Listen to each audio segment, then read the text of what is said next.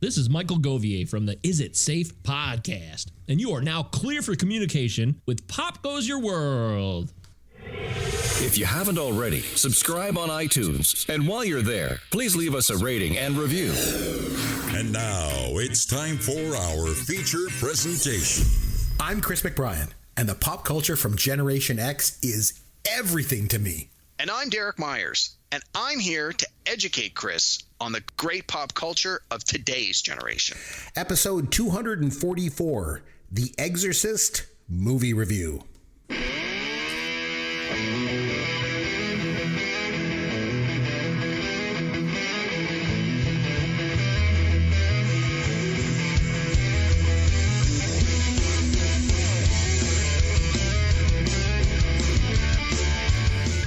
Chris McBrien along with Derek Myers, and this is Pop Goes Your World, the pop culture podcast for the generations. Now, we decided it might be worthwhile to take a look back at some films that are celebrating major milestones.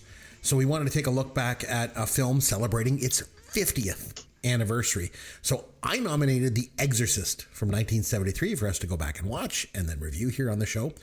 But before we get around to that, what pop culture can you educate me on this week, Derek? Been busy with stuff? Yeah, I've been busy outside of work and outside of pop culture, but I found some time to squeeze a few things in, including a documentary at the end. Oh, nice. All right. I'll try and get through these quickly as we've been trying to get through the Fast Five. All right. First, I got to see a new movie that just came out last year, the third installment by Kevin Smith in his Clerks franchise, simply titled Clerks 3. We had to rent it from Amazon. It's not widely available in theaters. He's doing that whole press tour thing where he like goes and takes the movie on the road and then does a big Q&A after it. When he did Jay and Silent Bob Reboot a couple of years ago, my wife and I had a chance to go out and see that. And it was a really good experience. If you're a fan of his work, it's a lot of fun. We didn't have a chance to do the Clerks 3 one when they came through Toronto, but it's available and we thought, let's give it a watch. And I really enjoyed it. If you like his work, I thought it was really good, but I will state this, that I do not think Clerks 3 should be classified as a comedy, where the first two definitely were comedies. This one is more a drama that has some funny parts, but it works. It's very self-referential and a lot of inside jokes and wink, wink at the camera kind of stuff. But if you like Kevin Smith, this is more the same.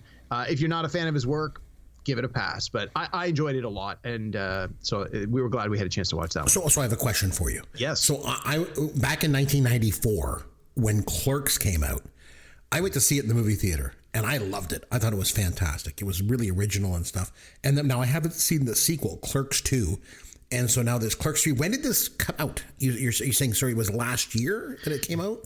Yeah, it was shot and came out last year. And the good thing about the way he's done this is the movie is supposed to take place in the year it was made. So a big part of this Clerks 3 is the fact that these guys are now 50 years old and they're still doing a lot of the same things they were doing when they were in their early 20s, and their lives really didn't go in the direction they expected them to. And that's a big part of it. And a lot of what's in here that the characters do and say are things that Kevin Smith himself has done or said or experienced. And as someone who is pretty much in that age bracket, a lot of this movie really spoke to me, as a lot of Kevin Smith stuff has over the years. Like, he and I are almost the same age and have a lot of the same interests. So again, not for everybody. Is it in black and white? This one is not in black and white. There are a couple of scenes that are in black and white for specific effect, but that it makes perfect sense in the context of the movie as to why. But otherwise, no. Just the first one he did was in black and white. Okay. All right. Had a chance to revisit a movie from 2002 called About a Boy, starring Hugh Grant. I saw this not long after it came out in 2003, and it was decent. I liked it, but I didn't love it. And then it was on TV this week, and I thought, you know what? I sort of remember this movie being okay, and I liked it a lot more the second time through, especially because the young kid who is the boy in the title, About a Boy, has grown up to do a lot of stuff. He was in the X-Men movie franchise as the Beast. He was in Mad Max, Fury Road as the guy who's like all in the gray makeup, witness me, and he spray paints his teeth and stuff. So he's done a lot. He was in the new movie The Menu that I just watched as well. So I honestly can't think of the dude's name, but to see him in this one, he's like 10 years old. It was pretty decent, and Hugh Grant does a really good job. So it was a fun little movie to revisit. Hugh Grant was a real thing for a while there. I remember like all the girls loved him, and and then he became this big movie star. And then all of a sudden he ends up, and he's dating like Elizabeth Hurley, who at the time was like, this beautiful model, and she's sophisticated and everything else. And then he gets caught in like a car with busted for Divine Brown, I think was her name, if I remember it. So I don't know how I remember that, but with this prostitute, and it was just like, and I remember his mug shot and everything, and then his career really took a hit.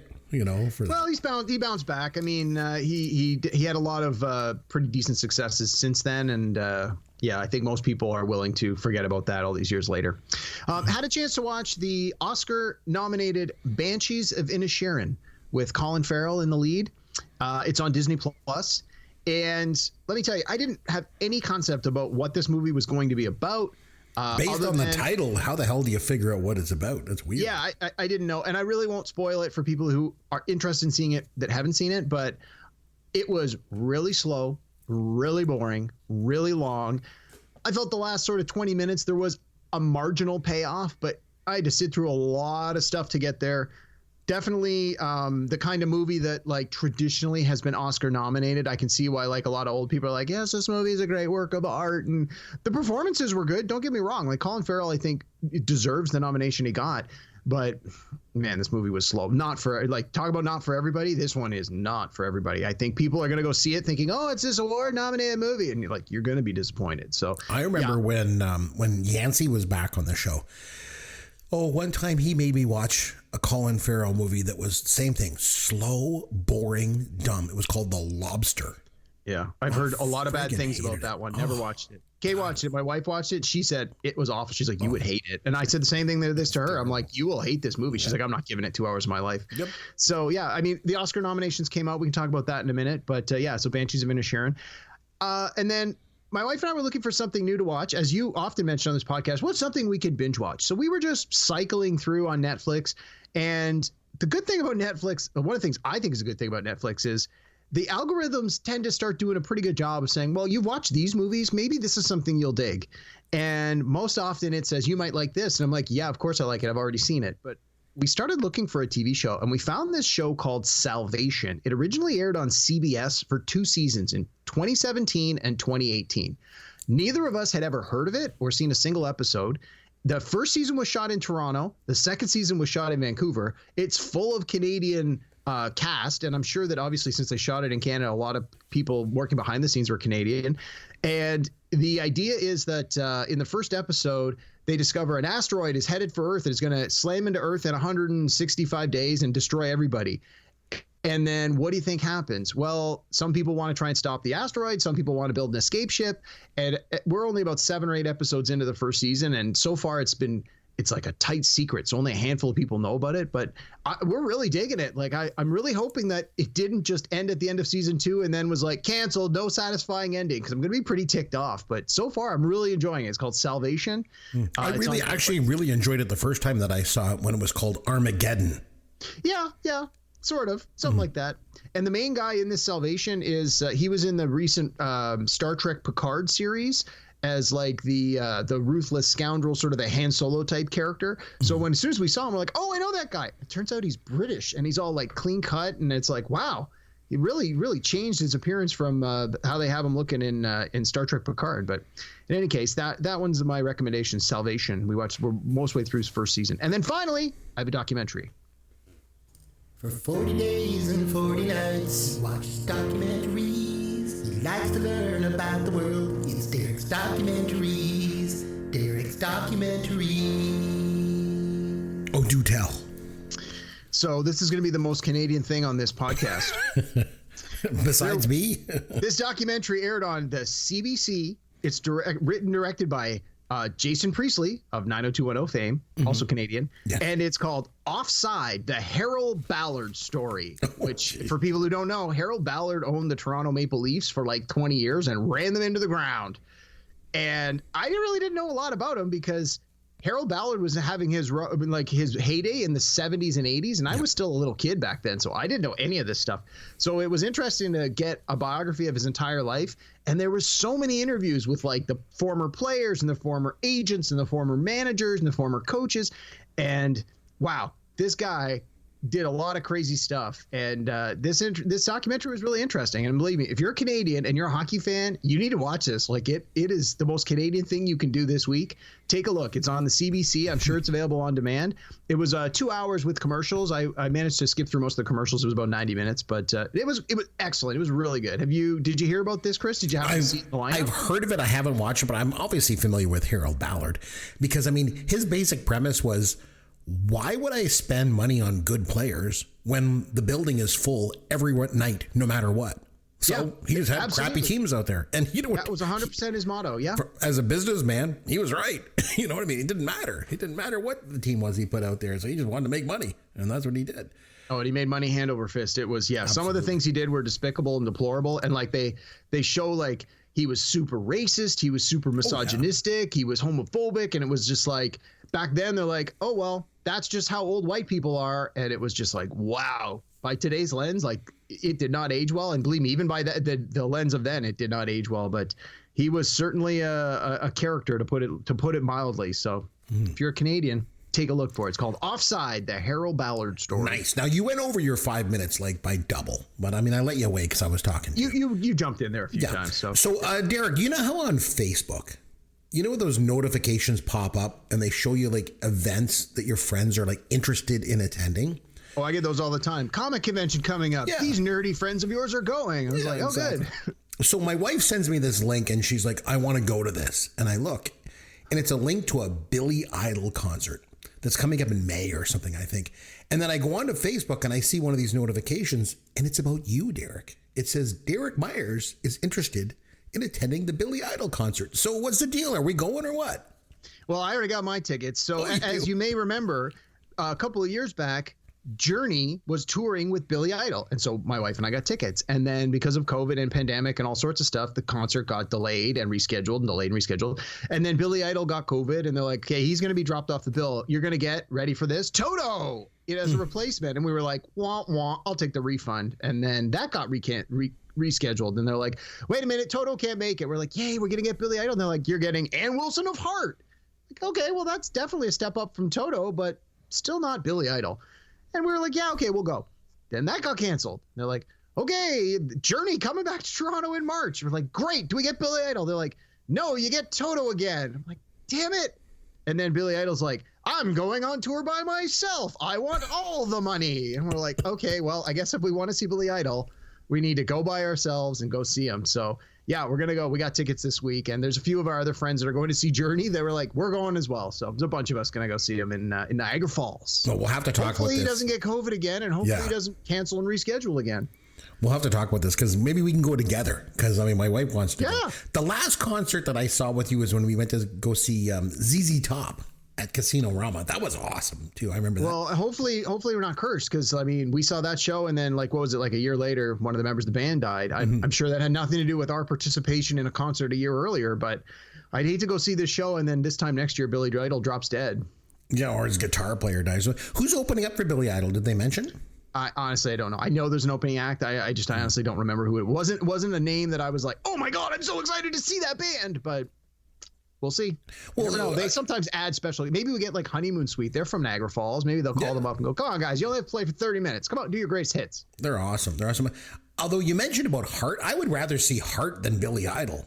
Like, I mean, did you say Heart was opening for Billy Idol? Billy Idol should be opening up for Heart.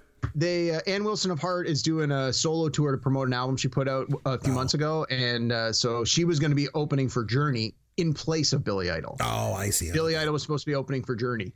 Oh, well, hopefully maybe we'll make it to another concert together. But yeah, for sure. All right, that'd be kind of cool. In the meantime, we got this. Here's your dad joke of the week. So, Derek, since we're reviewing The Exorcist this week, I thought I'd do a related dad joke. Okay? Is it about eggs or is it about the church?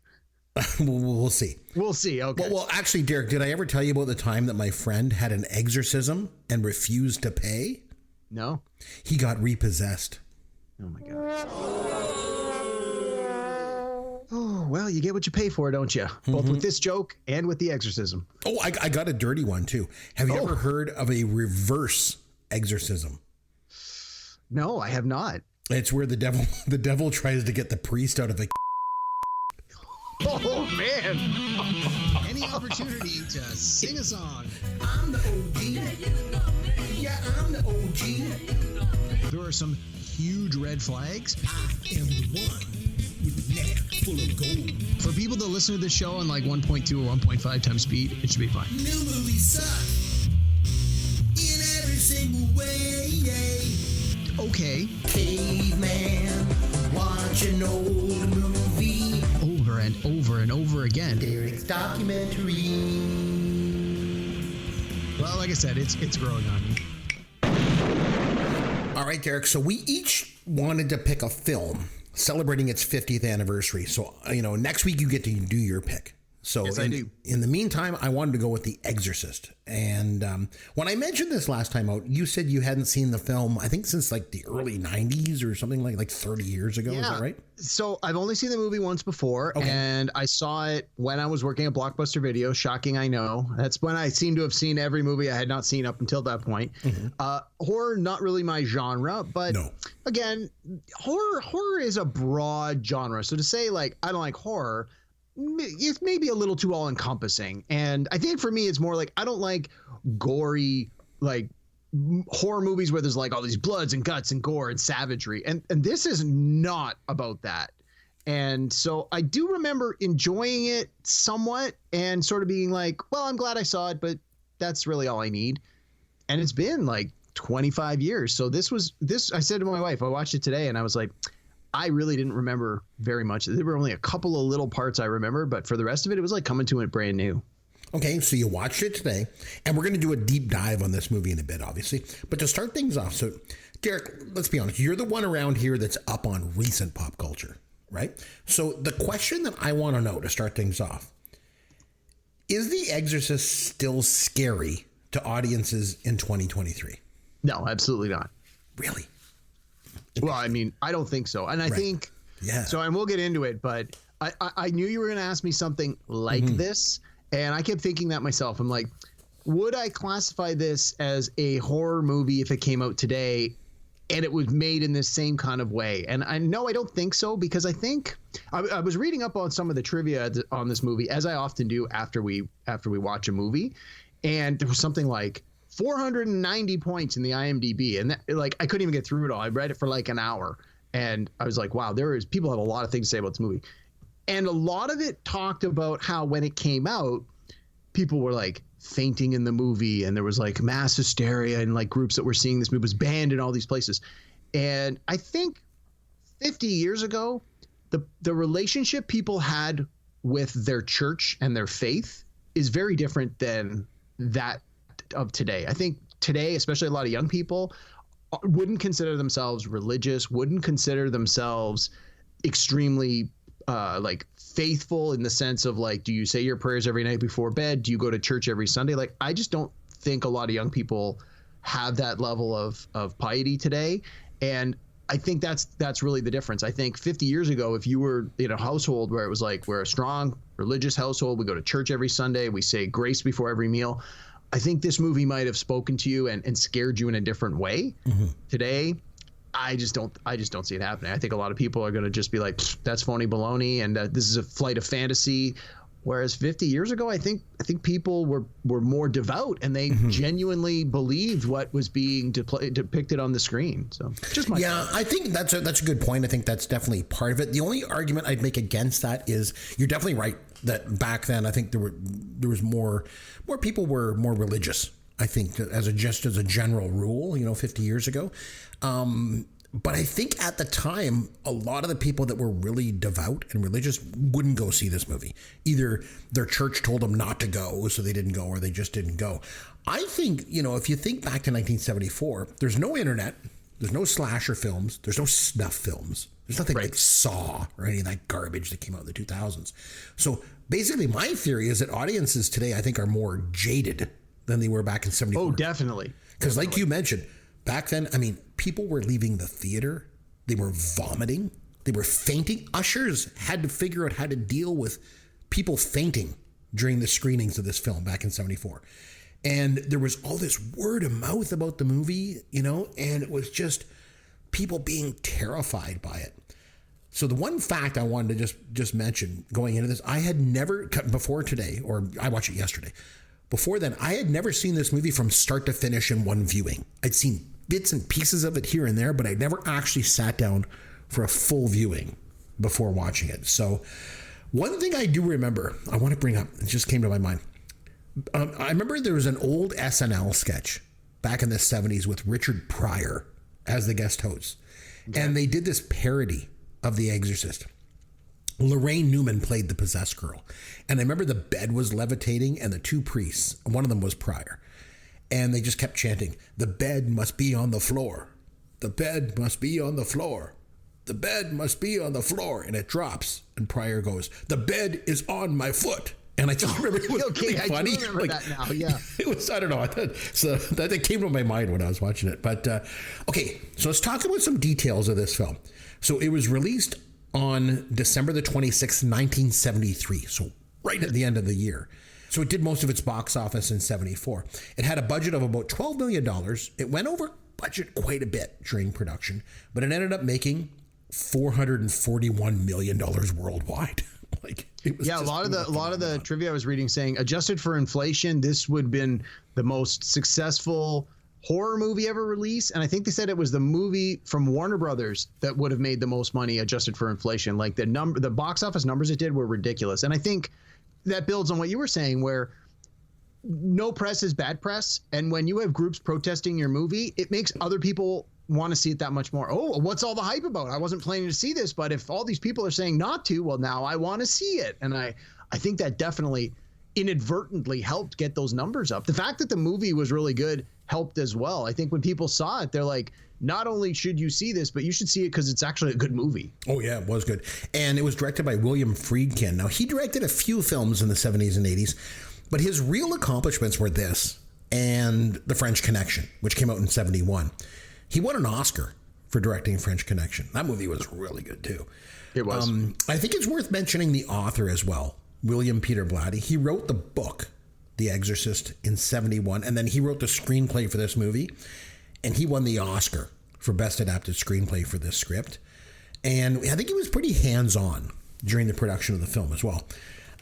So we always talk about the box office of the movie.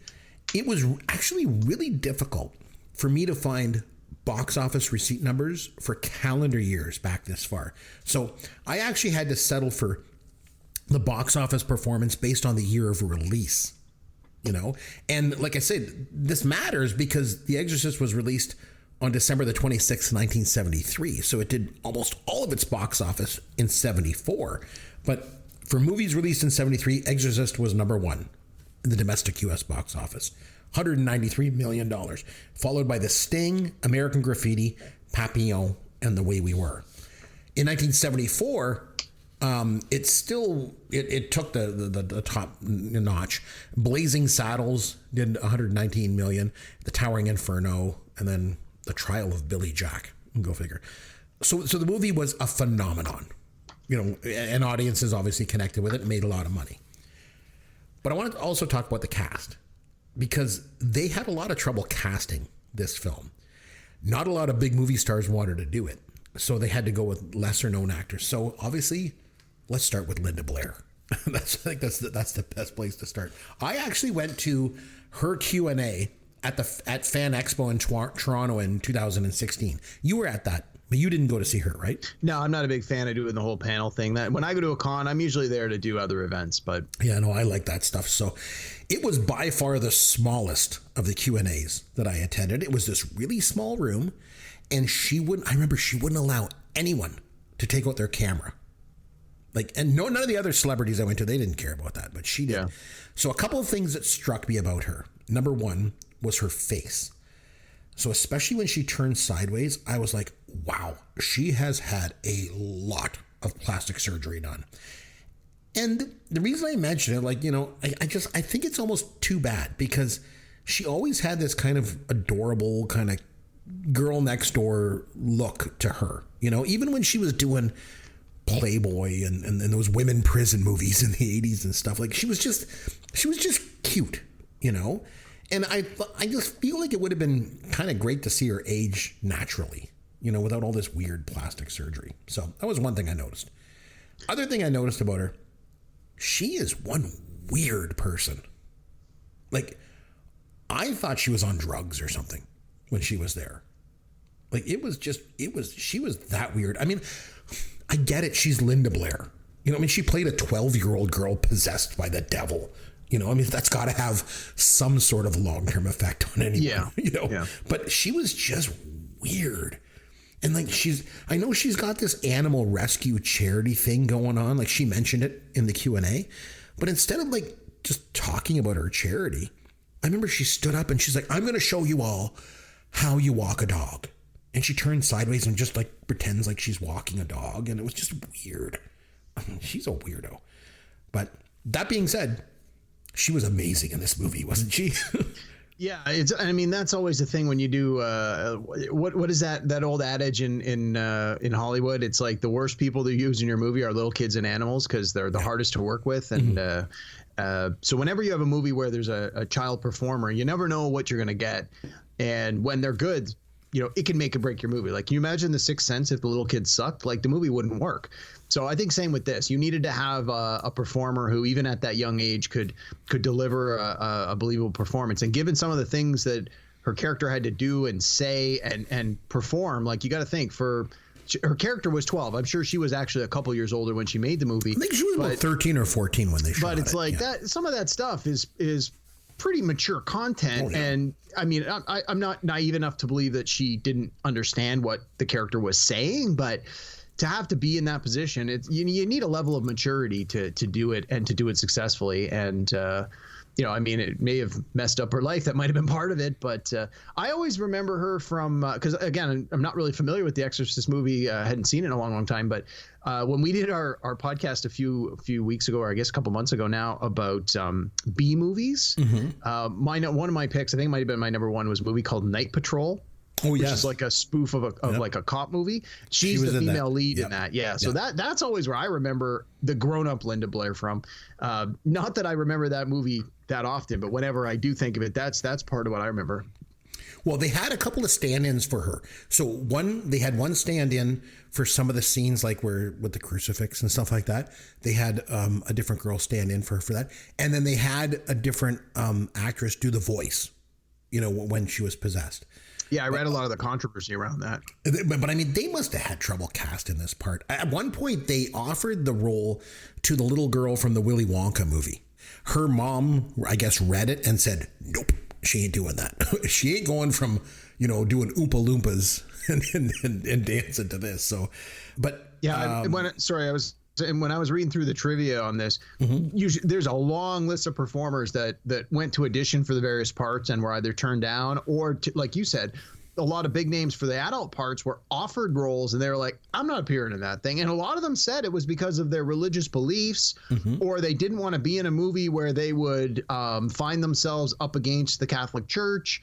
And, you know, there's a lot of reasons that people didn't want to do this movie. So I totally hear what you're saying. Like, casting this movie had to have been incredibly difficult, both for the kids and the adult roles. And for Linda Blair, you know, like she went on to do some other things, like some other horror type parts, mostly just in these low grade B movies. You know, she was in that prison movie Chained Heat, and she was in Roller Boogie and Hell Night. And then she was back in prison with Red Heat again. But the thing is, it must have been really hard for her, because I think if any actor in Hollywood history has ever been typecast, it's got to be her. Like, that's got to be really hard to get away from this role as a possessed child. But this happens, right, with genre movies. You see this happen in science fiction all the time. Like, think of basically like someone like Luke Hamill, or you know, like a lot of the Star Trek cast, like the Brent Spiner who played Mark Hamill, of course. Yeah, and Mark Hamill who played the Skywalker. Like, they couldn't get real work. It was like everyone could only see them as this iconic character from this sci-fi franchise. And I think with horror movies, you have the same thing. It's like, you know, because it's a very, I don't want to say niche genre, but the fans of those genres are pretty extreme, and in many cases extreme in the most passionate way. Like, they love these performers and they want to see them continue to do the kind of things that they've enjoyed in the past. And I think that people that make TV and movies realize that. They're like, well, if we cast this this person who was made famous from a horror movie and try and put them in like a teen comedy, it's probably not going to work. If we try and put them in like a movie where they're the love interest and they're supposed to be this serious person, like if if this is your background, it's hard for an audience to separate them. So I can totally understand how a lot of performers can get typecast based on, when they have a role that makes them successful and it's an iconic role, in this case from the #1 movie of the year, and it's she's such a young performer, you didn't have other things to compare it to. It's not like, well, she's been in these 7 other things first.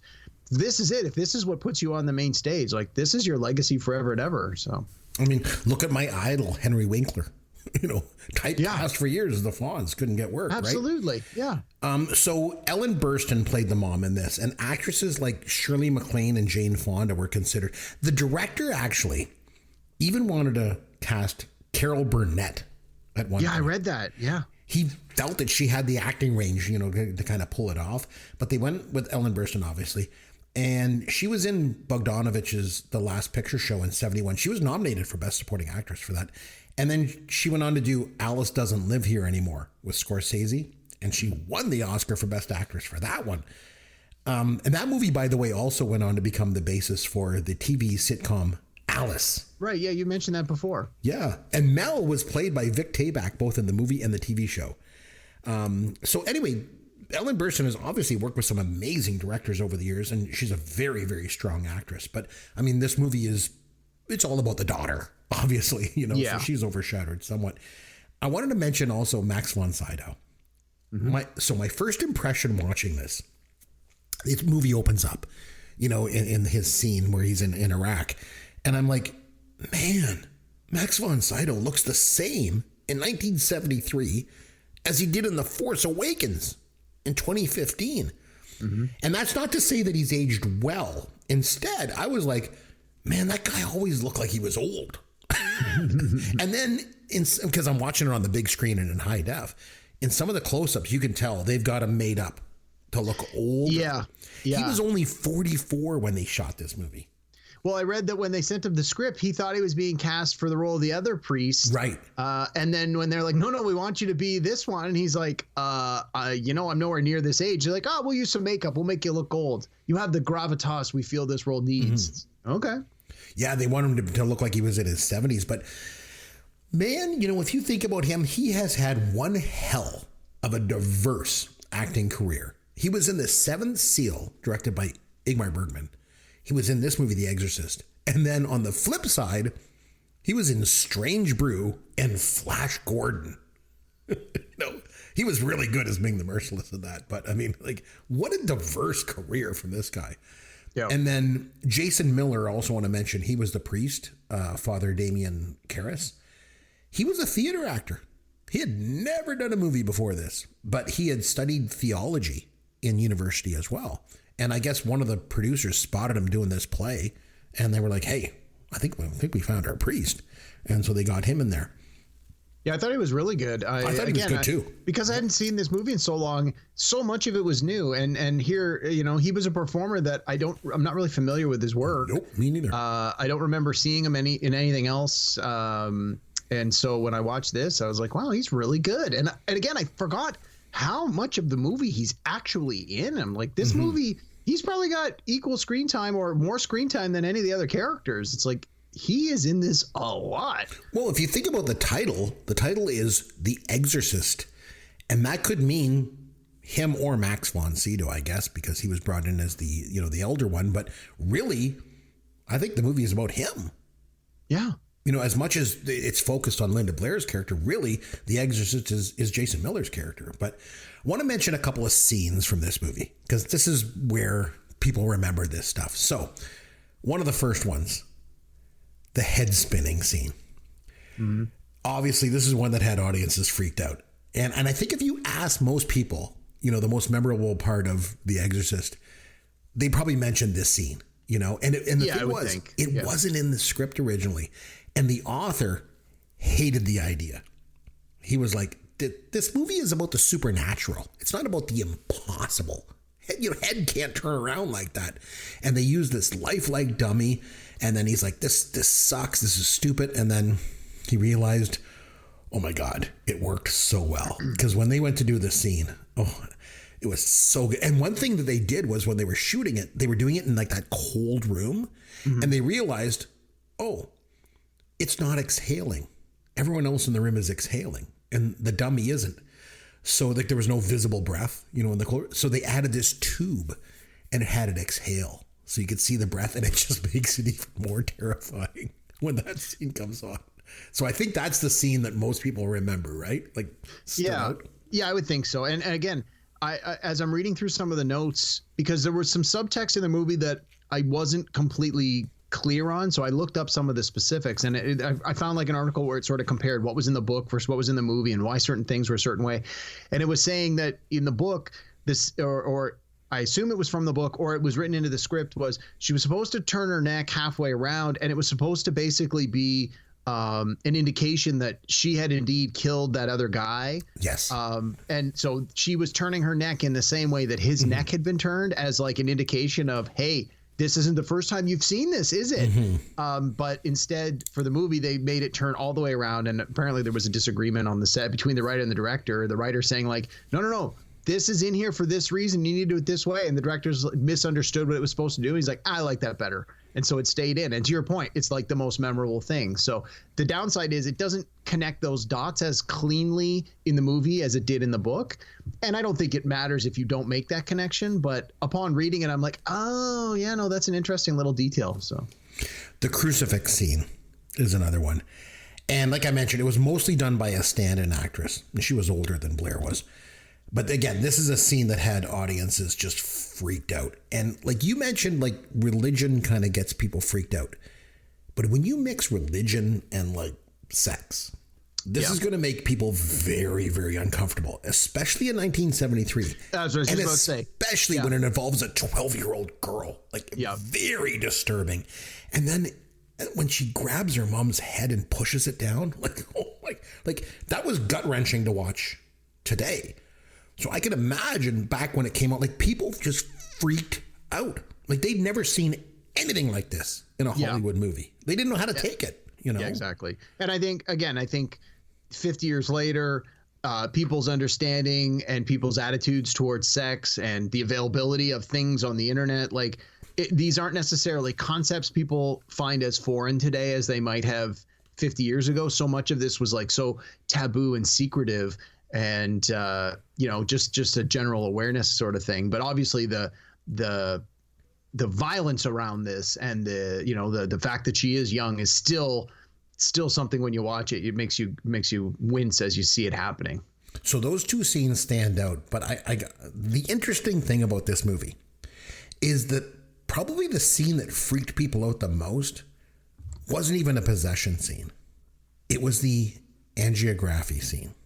So, yeah, I read about that, and it's sort of I didn't really get it, because it didn't bother me at all. But I think that again, I think it's of its time. Like today, we get so many doctor shows that are so medically accurate, and we become so desensitized to so much of this because it's so commonplace on TV and in movies now. I watched it and went, this actually looks pretty accurate for the time. And then I'm reading all the stuff about like how people freaked out over it. It was just like, different time, right? 50 years ago, different context. When they put that needle in her neck and that blood squirts out, that was the scene that had people fainting in the movie theater. And for me, I think it's the direction that's just brilliant in this scene. If you're like a real film buff like I am, because like the director doesn't shoot this scene for any horror effects.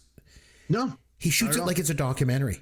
Just straight up shooting what's happening. There's no close-ups. There's no panning. There's no zooms, for effect. It's just like if you're sitting in the room and watching this happen. And like I say, people freaked out. Imagine 1973, 1974. You're in this dark theater and this scene comes on. People all around you are freaking out. There's people like fainting and vomiting. Back then, like you just like there's no YouTube where you could watch this. Like just like you said, there's no TV show like Life in the ER, with all this graphic footage. Nobody had ever seen anything like this, and it freaked people the hell out. And that was the scene I think that was the most impactful believe it or not. Well, when that blood shoots across her, like people just lost it. And it's like all the way down her leg and stuff. Like, oh man. One thing I wanted to mention was the movie opens up with Max von Sydow on this excavation dig. And he finds this like small stone face. And I had to look it up. It's the head of Pazuzu, is this fictional demon from the novel. And then it's not, it's fictional in the sense that, I think it's safe to say demons aren't real, but it is from actual like mythology and religious belief. Like it's based on what people actually believed hundreds of years ago. I was reading up on that. And then he sees this full-size statue of this Pazuzu that has this like really large erect phallus thing going on. Yeah, I noticed that too. It's sort of like off in the shadow. You don't get a clear look at it. I'm like, is it a snake coming up beside him? Like, or is it a tail? But no, I think it's supposed to be an erection. And the thing for me was, even after the film ended, I was trying to figure out why this opening scene existed. Like, was it him unleashing this demon when he found it? But if it was, like, how did it end up in like Washington, D.C. possessing a 12-year-old girl? And I get how the scene is like all about foreshadowing, like with the dogs representing this like battle between good and evil or whatever the hell it was. But I just wasn't sure if this whole part of the movie was even necessary at all. What do you think? Well, I mean, again, this was something I had to sort of look up. The implication, or at least what apparently was in the book, is the quote unquote the demon. Let's assume for purposes of this movie, the demon exists. The demon basically got exposed to Reagan through the Ouija board. That's the implication, is when she was playing with the Ouija board, the demon was like, I can get in here. Now, again, how come it goes around the world instead of trying to find someone a little more local? Who the heck knows? And I think the implication, to your point, is, does he release this demon or what? That there seemed to be some debate about that. It's like, did he uncover something and release it into the world again after it had been sealed away? Or was it more just by finding this at this time, it was like an omen. It was like a sign of things to come. The demon will be returning soon. And in the scenes, like later in the movie, when the younger priest records Reagan speaking as the demon, and then they finds out it's being played backwards, you can hear in some of the recordings that the demon says the name Marin, and that's Max von Sydow's character, says the name a couple of times. And so again, from what I was reading, that's supposed to be a connection that apparently this demon has had previous dealings with Max von Sydow's character, because it talks about how his character had done an exorcism previously. And so I think the implication is that it's this same demon, and it's like, so it's almost like he knows, oh, well, if someone's going to come to find me, it's going to be this old man. But again, it's a stretch, right? I mean, it might be the dots might be connected a little more clearly in the book, and that might have been the intent of what's happening in the movie. I don't think you need to know those things for it to work, but I don't think they did a good enough job connecting the dots that you absolutely make that connection. But I don't think they need to. Yeah, because like later in the movie, the cop that was played by Lee J. Cobb, he finds that little stone statue, if you remember, at the bottom of the stairs that leads up to the house. I don't think it was that one. I think it was something similar. I think it was supposed to be something Reagan had made, because when he's at the house interviewing the mom, he sees the various clay statues. And again, this was something I was reading the trivia, that it's supposed to be like an indication that the guy who was killed had been rummaging around in Reagan's belongings. And apparently in the book, there's a strong implication that he had been molesting her. And that was why the demon had killed him, was sort of out of revenge. Again, not clear in the movie, but I don't think it needs to be. So for me, for the movie, like I said, I don't know why that whole aspect of the movie was even there. That whole opening scene and all that. Like, why couldn't they just have this girl like get possessed and then perform this exorcism?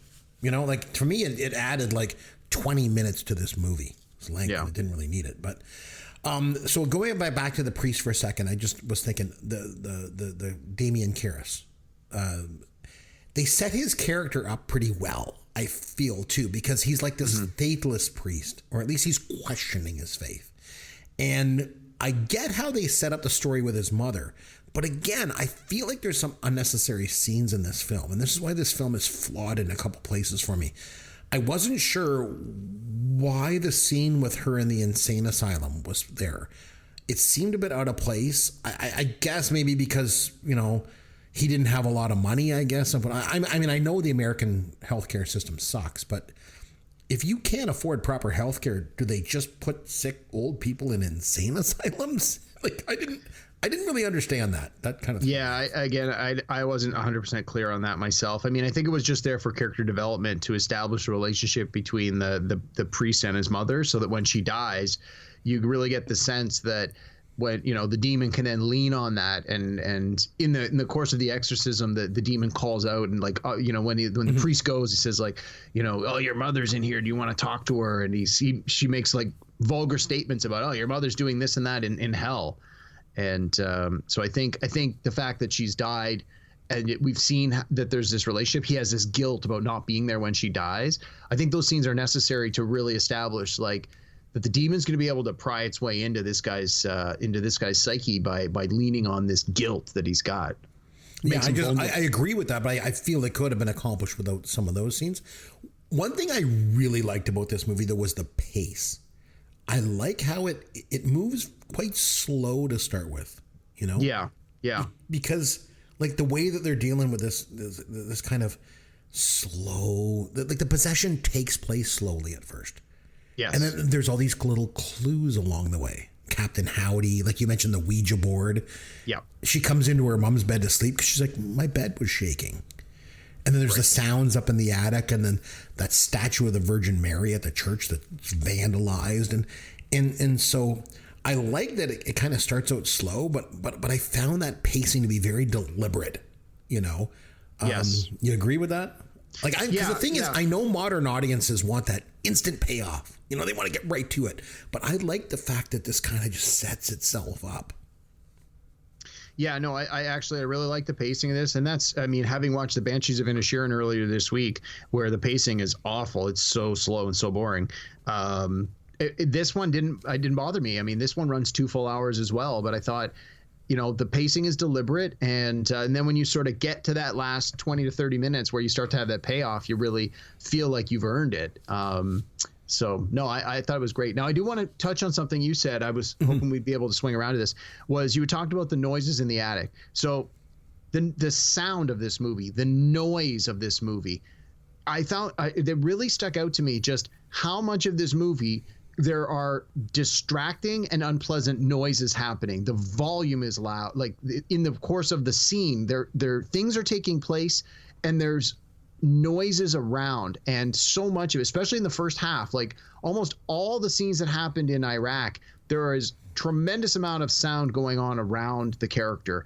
And then a lot of the other scenes, like most of the scenes with the demon during the possession, there's a sound involved, the growling, the speaking with the harsh voice. But even little scenes like when the policeman is interviewing the younger priest, and when they first meet up together, it's relatively quiet. But then very quickly, as they start to walk, they end up stopping in front of a tennis court where people are playing tennis. And there's you can hear kids in the background, like playing sports. And again, it's this background noise just seems to be ever present in this movie.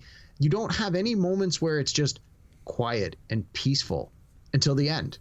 And that's like one of the only times in the movie where it's just, there is no other sound going on. It's just, every part of this movie, there's like this distracting noise. I fully believe is deliberately there to as the audience member sort of get you in that annoyed mood, but also to really clearly mean like these characters don't have a minute of peace. And I think it was a very deliberate choice. And it really stood out to me when I was watching it. One thing I did notice, I want to mention, because I always pull these things in, the actor that played Karis's uncle, his real name was Titos Vandis. He was in one of my favorite comedies from the 80s, Young Doctors in Love. He played Sal Bonafede in that movie. Michael Richards was trying to assassinate him in the hospital in that movie. And so I just wanted to mention that because I did notice that. So you mentioned that movie a few times. I've still never seen it. Oh, it's so good. Maybe we'll have to get to that because it was in 1983. So that might actually fall into our anniversary ones here. We'll have to see. So again, going back to the pacing for a second, I really liked how you don't really see anything shocking from her until when the doctor goes to give her the sedative and then she like spits in his face and uses the F word. Yeah. And I just mentioned that scene because I love it, because the doctor takes the mom out into the hallway to try to explain his diagnosis and lights up a smoke. Right there in the hospital. Yeah. Like, the doctor in the hallway. So I was like, oh my God, this is crazy.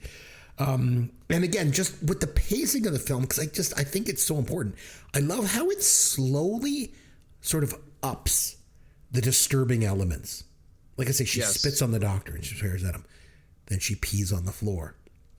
And then she tells that was completely unexpected. I was like, wow, they're really going for it in this movie. Yeah, she tells the priest he's going to die, right? And then, but one thing I wasn't sure, why did she keep opening the windows in her room? Like, I thought the devil likes it like hot, not cold, living in hell and all. So I think it was just an effect. I don't know. Again, I have no insight into that whatsoever. You mentioned something earlier, and it's worth cycling back to, like how we think of horror movies differently today than we did back in like 73, 74. Because now horror movies are defined, as you mentioned, just kind of like slasher films. But really, the best horror films aren't about gruesome murders or gore. They're about something horrifying. And in that regard, I think this movie, The Exorcist, is a true horror film. And like, you're not a big fan of horror movies, but I guess that's mostly because of slasher movies, I guess. Like mostly, yeah. Like I'm not interested, or jump scares. Like I'm not interested in that. But I really like this. Like I like this more than I expected to. I would definitely recommend this to somebody who either has never seen it or who has not seen it in a long time. I wouldn't necessarily, like I said at the outset, I wouldn't necessarily classify it as horror in the sense of today's horror, but certainly more like you're saying, it's more horrific. And it's just like I found it relied on a lot of the same kind of treatment as Jaws, where you don't necessarily see all the bad things happening. A lot of it's like the way it's shot, like it's implied, and it's what your mind fills in the blanks with. And I think that does a better job than anything that the director could have actually put on screen for some of those scenes. I wanted to mention the puke too, because it's a really famous scene in the movie when that projectile vomit. What the hell was that supposed to be? It's like all green and gross. Is it supposed to be like pea soup or something? Well, I mean, from the behind the scenes, they used pea soup, but I don't know. I think it's just supposed to be like bile from her stomach. Who knows? Like, again, in the book, they probably give it a better explanation. I think on screen, just making it that color so that it stands out so much, but who knows? And just thinking back to, like you mentioned before, like about how religion, is one of the reasons why it makes it impactful. She's swearing at the priests. There's the whole idea that the devil could come to earth, inside of a person. And then I think it's interesting how they try to use science in the film to explain away stuff. Like she's got a brain tumor, or it's a lesion. But all of these things happen then that cannot be explained. Like she's speaking in tongues and she's speaking backwards, and she speaks in the voice of the priest's mom, and the homeless guy on the subway, she pulls his voice. It says "help me" on her stomach. The bed's levitating. Like there's so much it's not science. You cannot explain this stuff away. Well, and I found that, again, 50 years ago, the idea that the child needed to see a psychiatrist was like very taboo. It was like, oh no, not my kid. Like it was a stigma. Like you could clearly tell the mom didn't want to go down that avenue, because 50 years ago, psychiatry was not regarded as an acceptable form of treatment. And so that sort of stood out to me a little bit as well. Just sort of that sign of the times, where if today they said, oh, your kid needs to go to therapy, you'd be like, yep, no problem. And you would make that arrangement. One thing that I just was thinking about, Linda Blair was 13 or 14 when she made this movie. So she wouldn't have even been able to go to the theater to see it when it came out, because it was rated R. Although I guess back in the 70s, that was different, because rated R back then meant kids could get in if they had a parent. So the movie had to be rated X to prevent any minors from getting in. But the studio, they weren't going to have any of that, right? They're not going to rate it X, because like that was also a time where it's getting kind of confused with like XXX porn movies, so they didn't want to rate it X. Midnight Cowboy with John Voight and Dustin Hoffman, I'm pretty sure that had an X rating. It was back in '69, and it won Best Picture. But this movie was rated R. I remember. So I guess. Yeah, I was going to say I read that where the movie's creators expected it to get an X and were worried, and then it didn't get an X at all. And apparently, when they went for an explanation of like, well, we thought we would get an X rating for this, this, and this, the people who were grading the movie said, we feel this is like an artful movie, and we think people should have the right to see it. And if we give it an X, we know a lot of people won't, and we want your movie to succeed. And it was sort of that inside baseball of, the person doing the judging was sort of already on your side, so they were able to bend the rules in your favor. But from what I read, there were some theaters that just arbitrarily gave it an X rating, both in America and in Europe. And so then there was the phenomenon of the Exorcist bus tours, where, entrepreneurial people were like, well, I can rent a bus and just drive people to the next county or the next city, and they can go watch The Exorcist, and I can make money doing these bus tours back and forth. So, it's like that thing. People want to do something, they're going to figure out a way to do it. And in this case, if a middleman was able to make a few dollars renting a bus, these kinds of things happen. So, well, before we wrap up, one thing I just want to cycle back to is something we talked about at the beginning. Like, if this movie was released today in its original form, would it scare people, or do you think it would be considered lame? I don't think it would be either of those things. I don't think it would scare people, but I don't think it would be considered lame. I think that it would just be considered like a suspenseful drama. And I think it would still do well. I don't think it would do nearly the kind of money it did in the 70s, because I don't think you would have that hype around people saying, don't see this. This is the devil promoting devil worship. You would be like, here it is. And of course, all the big scenes that we've talked about would all be in the trailer on the internet. So people would be like, oh, well, okay, I'll go see it. I think it would just do okay. And I think it would hit with people who are like film buffs, like you and I would be like, wow, look at this movie. And it would have a longevity around it, but I don't think it would do great box office numbers. I think it would get a lot of award nominations, a lot of good press from critics, and do middle of the road numbers at the theater.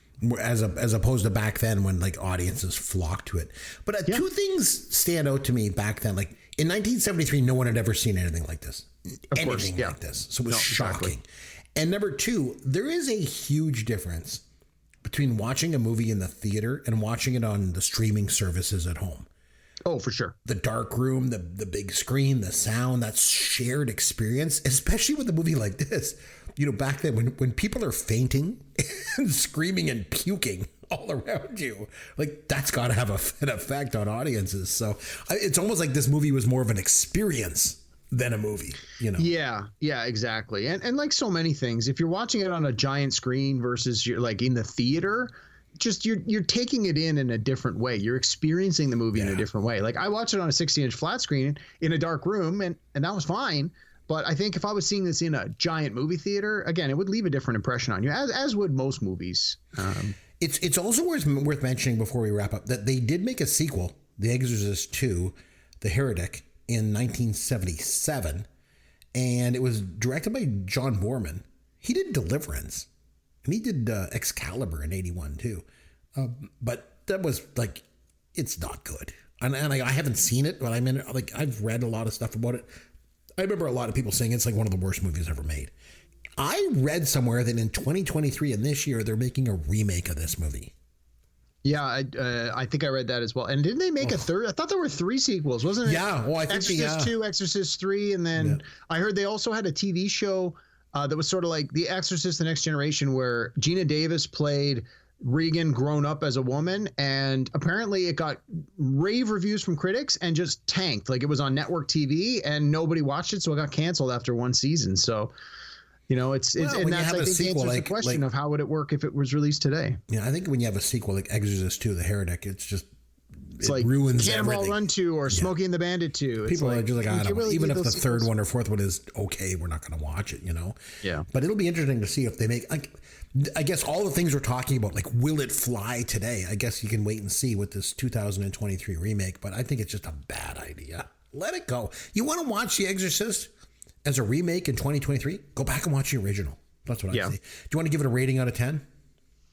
Probably give it like an 8 or maybe even an 8.5. I think I might go 8.5 as well. So I think we would agree on that. I thought that was no, good. It was good. I enjoyed it. I'm glad you had me watch it. It's not something I would have picked on my own, but for a 50-year-old movie, you can see why it holds up and why people still hold it in high regard. No, it was good. I really enjoyed it.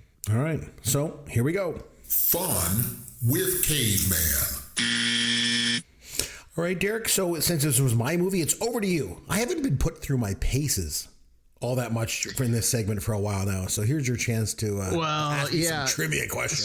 So I'm having flashbacks to like the first season where like Yancey would have all these trivia questions, and then during the course of the podcast you would answer them all before he had a chance to ask you any questions. And you already did that for a few of these. So some of these are going to be pretty easy because you already answered them. But you mentioned the great Max von Sydow, or Max von Sydow. I'm not sure how you pronounce it. Let's call him.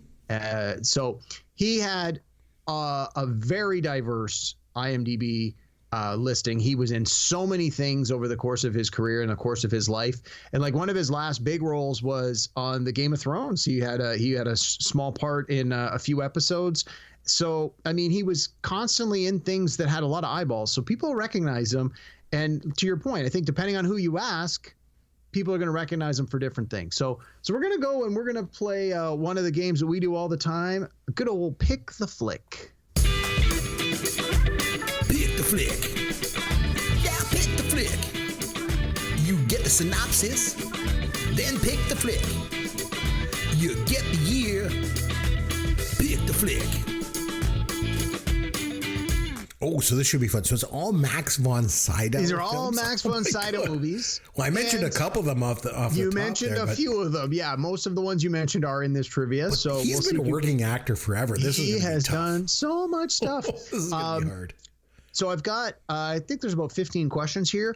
The last few questions, I have like some little trivia bits that I'll throw in after you answer the question. So we'll get to it as we get to it. Okay, so these are in no particular order, but we're going to start with the year 1984. He had two movies in 1984. I'm going to give them to both. So the first one from 1984, I'll read you what it's about. All right. A young nobleman leads a rebellion against his father's evil nemesis to free their homeland from a tyrant's rule.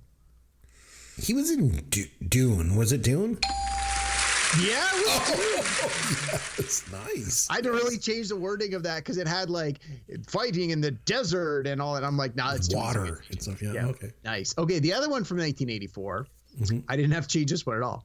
A man who can enter and manipulate people's dreams is recruited by a government agency to help cure the president of the United States of his nightmares about nuclear war, but stumbles upon an assassination plot. That sounds like Dreamscape, but he was in that too. Yeah. Yes. Yeah. No, I love Dennis that. Quaid, right? Yeah. I remember watched that not too long ago. It was good. I really like it. It's cheesy, but I liked it. Okay. We're gonna go way. There's a lot of movies here that are newer than 1989. I'm sorry, but they were pretty big movies, so you should do okay. I think. Here's one. This one was from 2002. In a future where a special police unit can arrest murderers before they commit their crimes, an officer from that unit is himself accused of a future murder. So I haven't seen this, but that sounds like Spielberg's Minority Report. It absolutely is. Yes, I didn't know that Max von Sydow was in that, but yeah, no, it's really good. It's also got Colin Farrell. We were just talking about him. He's in this too, and Tom Cruise. No, it's really good. If you haven't seen it, you should give it a watch. It's quite good. All right, we're gonna go back to your wheelhouse, 1986. Ooh, that's a little bit better for me. All right, between two Thanksgivings 2 years apart, a woman's husband falls in love with his sister. With her sister, while her hypochondriac ex-husband rekindles his relationship with her other sister. Well, this sounds like Sister and Hypochondriac. It sounds an awful like Woody Allen's Hannah and Her Sisters. Yep, that's the one. He was in that? I'm trying to remember. Apparently, I don't know. I've never seen it. Yeah, I guess he was. Okay. I think about it. Oh, take your word for it. All right. I can't believe I'm doing this good. Max von Sydow. We haven't even got to the ones you talked about yet. Jesus. Okay. This one's from 1981. As Allied POWs prepare for a soccer game against the German national team to be played in Nazi-occupied Paris, the French resistance and British officers are making plans for the team's escape. I remember this only because I went to the movie theater to see this with my friends. This was Victory. Yes, it was. Pele was in this, and Max von Sydow was like one of the German soldiers or something like that. Yeah, I remember that. Yes. Never seen it, but they bring it up on some of my podcasts from time to time. So I feel like I know. Michael Caine was in it. Yeah, I know. I went to see that in the a big cast. So I remember when they broke the guy's arm against the bed. Oh, yeah. I remember that movie. Okay, here's the next one. This is from 2010. Okay. In 12th century England, a freedom fighter and his band of marauders confront corruption in a local village and lead an uprising against the crown that will forever alter the balance of world power. I have no idea. This was directed by Ridley Scott, if that helps. In 2010? No, I have no idea. All right. It was Robin Hood. Oh, with Russell Crowe as Robin Hood. There was a Robin Hood with Russell Crowe. Yeah, believe it or not. I remember there was one with Kevin Costner. But I didn't know there was. And then there was another one that just came out like 2 or 3 years ago. This is one of those properties that they keep going back to. Yeah. All right. We go back into your wheelhouse. 1983. Oh, this is better. Okay. Please let me finish reading the whole question before you answer. Oh, I think I know where this one is because I already mentioned this one. 2 hosers get jobs at the local brewery only to learn that something is rotten with the state of it. Would it be Strange Brew? Yes. How did you ever get that? Yes, of course. We've done that one here on the podcast. I had to remove the Bob and Doug McKenzie name. He was Brewmeister Smith. He was Brewmeister. Yeah, I have all the names of all his roles here. So love it. Okay. The next few questions, I got a little trivia tidbits after you answer the question. So I'll do my best. This one is, we're going in our Wayback Machine. This is a little outside of your comfort zone because it's so old. From 1957. All right. A knight returning to Sweden after the Crusades seeks answers about life, death, and the existence of God as he plays chess against the Grim Reaper during the Black Plague. Was that Wild Strawberries? It was not. You want to take a second crack? Oh, no, that was Seven Seal. There you go. Yeah. Of course, it was Bergman's. Yes, so that's the trivia is how many films do you think Max von Sydow appeared in that were directed by Ingmar Bergman? Well, I think there was 2 because he did that one and he did Wild Strawberries. So I'll say the 2 of them. You are so far off. He did 13 movies with him. Wow. Yeah, I was shocked when I saw that. All right. This one is right on the cusp of your comfort zone, 1990. Okay, we'll see. I'll do my best. Yep. You'll probably get this one. It was a pretty big movie. The victims of an encephalitis epidemic many years ago have been catatonic ever since, but now a new drug offers the prospect of reviving them. That was Penny Marshall's Awakenings, wasn't it? Yes, it was. Yes. All right, so I got some trivia. Okay. Max von Sydow appeared in 5 films that were nominated for the Best Oscar Picture, including this one. Can you name the other 4? Yes. So there was the Exorcist. Yes. One of them was already in the trivia that you already answered. Well, we know it definitely wasn't Flash Gordon or Victory. So I'll give it to you. It was the Woody Allen one, Hannah and Her Sisters. Oh, Hannah and Her Sisters. Yes, it was. From 1971, a movie called The Immigrants. Okay. And then more recently, in 2011, he was in a movie nominated for Best Picture called Extremely Loud and Incredibly Close. So he was in 5 movies nominated for Best Picture. So that's an interesting stat. Cool. All right, next one from 1983. You should get this. Back in my wheelhouse. Yep. In this film remake, a terrorist steals 2 American nuclear warheads, and a British spy must find their targets before they are detonated. That was Never Say Never Again, and he was Blofeld. Yes, he was. Yes. And the trivia that we're going with this one is apparently he was offered the title role in the very first James Bond film of Dr. No, but he passed on it. And the role of Dr. No went to, do you know who played Dr. No? No, I don't. It was an actor named Joseph Wiseman. So okay. Von Sydow could have been Dr. No, but passed on it apparently. Oh, interesting. All right. Got 4 more coming at you here. These are all adaptations of previous work, and I'll tell you about them in the course of the question. So this one from 1993. Okay. Don't answer till I read the whole question. This is based on a book by Stephen King. A mysterious new shop opens in a small town which always seems to stock the deepest desires of each shopper with a price far heavier than expected. In 93? Based on a Stephen King book. I don't know. Really? Wow, I thought you were going to get this. It's the movie Needful Things. Oh, I didn't even know that they made a movie about that. Oh. And a little trivia on this one. It said here, Max von Sydow is one of the very few actors to have played both God and the devil. He played God in a movie called The Greatest Story Ever Told, which I assume is based on the Bible. And in this movie, he played the devil, Needful Things. Oh, there you go. All right. I got 3 more questions, and these are all movies that are adapted from comic books. Okay. Oh, boy. Okay. So this first movie is from 1980. So this is based on an American comic strip that debuted in 1934, in which a professional athlete and his friends travel to a distant planet where they have to fight evil to save the world. Flash. Ah. Yeah. He saved every one of us. Yep. Love it. Get He that was one. so good as Ming the Merciless. Oh, God. Yep.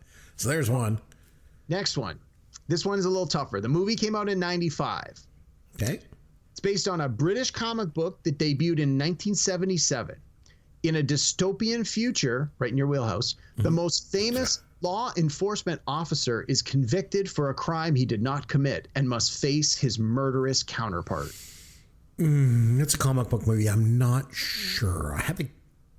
Take a guess. Judge 95. Dredd. Yes, Judge Dredd. Dear luck. Yes. This is the Sylvester Stallone version. Yeah, I haven't seen it. With It was the more sounds like recent it, updated version just called Dredd with Carl Urban, which was awesome. This one, less so. Okay, last question. Based on a Mexican comic that debuted in 1952. Okay. It is still running to this day. A young boy becomes a slave. What was the year? The movie year, 1982. Okay, well, back in my wheelhouse. Okay, that's good. So the comic book debuted in 1952, and it's about a young boy becomes a slave after his parents are killed by a savage warlord. When he grows up, he becomes a fearless, invincible fighter who gets his revenge. Oh, that's got to be Conan the Barbarian. Yeah, Conan the Barbarian. I didn't realize that the creator of Conan it started as a Mexican comic book. I had to look that up. Jeez, that's so cool. And it's funny. Oh, you mentioned all these comic book heroes. Who is your favorite comic book hero? I'm curious to know. Oh, it's got to be Batman. Yeah? You know who mine is?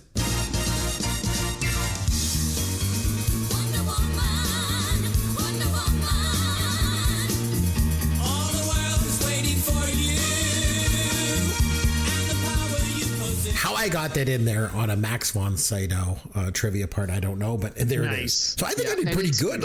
You did very, very good. It really amazed me as you were going through those. I was like, okay, I think I know this one. I think I know the answer. And then I was like, oh yeah, he was in that. This guy has been in everything. He's been in so much stuff. God, he's been in a lot of stuff, eh? Yeah, Jeez, he's been in a ton that of is stuff. awesome. Okay, so I picked this for our 50th anniversary year. I picked one of The Exorcist. So it's over to you to pick a film that's celebrating its 50th anniversary. So what movie from 1973 do you want us to go back and watch and review and come back and talk about? Well, I originally was going to have us watch The Sting, which is one of my my favorite movies. I love it. It's so good. It is really good. But even though it's from 1973, it actually takes place in 1936. So I didn't really want to do that. And then I thought, hey, American Graffiti came out in 1973. I've never seen American Graffiti. But it takes place in 1962. So I'm like, well, I really want a movie that just takes place in 1973 if we're going to do a 50th anniversary of 1973. So I'm going to go in a complete direction you probably would not expect me to.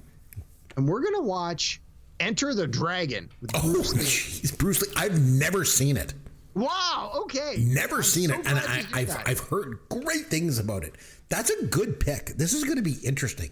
Yeah. So I couldn't find it for free on the streamers. Most places you had to rent it for $5. But I actually have the DVD, and I went and pulled it off the shelf today. My DVD says 25th anniversary edition, 1998. I'm like, here today we're doing the 50th. So I've had this DVD for 25 years.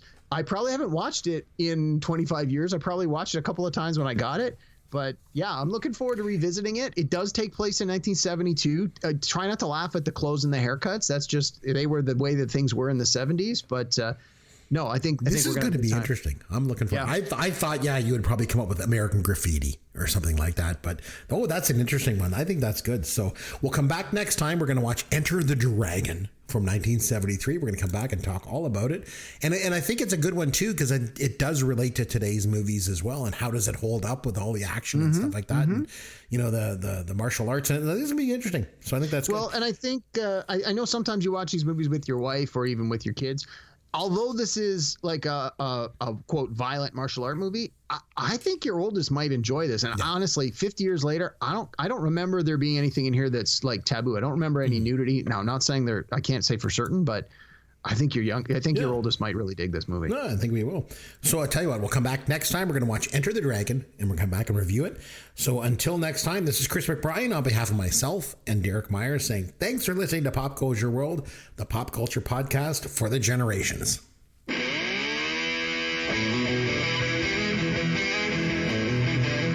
Thanks for listening to Pop Goes Your World. You can contact Chris and Derek at popgoesyourworld.com. Please take a minute and review the podcast on iTunes or wherever you download and listen to the show.